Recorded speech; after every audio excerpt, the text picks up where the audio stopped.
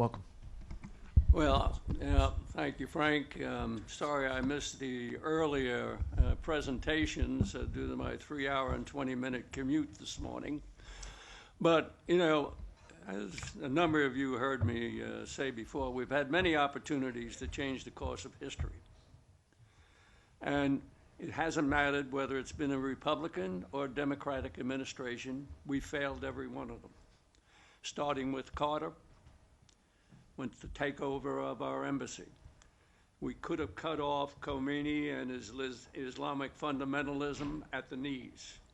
We were going to take Cargisland, and he rejected it. We could have walked in. The next time was the Marine barracks bombing. And you all probably wonder why we never responded. I won't go into the long detail, but the guy that sabotaged the strike, and I'm glad you're all sitting down, was the Secretary of Defense. Not once, but twice. Reagan approved, the French wanted to do a combined strike, and Reagan approved it, and Weinberger wouldn't issue the order. I have personally talked to George Shultz and Bud McFarlane. They told me they pleaded with him, and he wouldn't do it. You have to say, who the hell got to him, or what got to him? I've never been able to get an answer on that.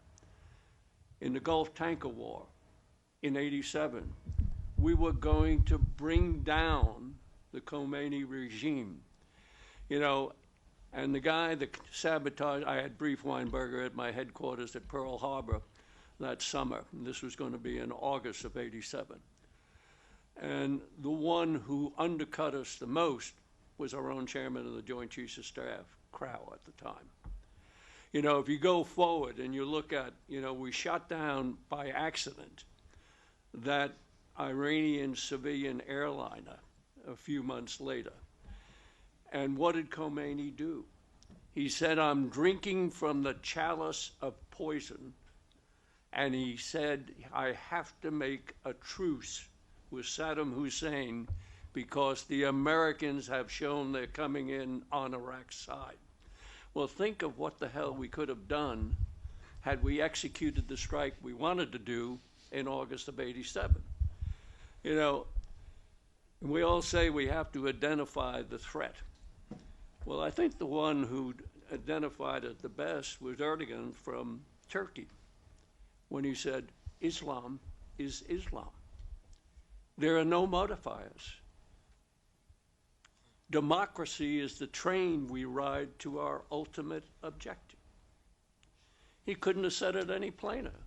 And until you recognize that Islam is a political movement masquerading as a religion, you're never going to come to grips with it. And as far as a strategy, let me just conclude one thing. And as I just had in my latest op-ed, the Obama administration has a strategy. It's very simple. Any thinking American should be able to grasp it.